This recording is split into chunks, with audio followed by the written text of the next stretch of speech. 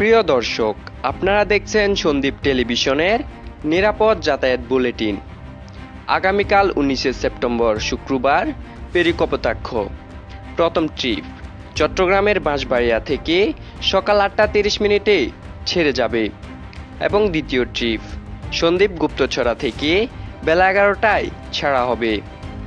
Dredging না করায় জোয়ার ভাটার উপর নির্ভর করে ফেরি চলাচল করতে হচ্ছে। এছাড়া আগামীকাল জাহাজ এমভি মালঞ্চ সকাল 8টায় গুপ্তছড়া ঘাট থেকে ছাড়া হবে এবং সকাল 10টা 30 মিনিটে কুমিরা ঘাট থেকে ছাড়া হবে। নিরাপদ যাতায়াতের জন্য শিডিউলের 30 মিনিট আগে ঘাটে উপস্থিত থাকার চেষ্টা করুন।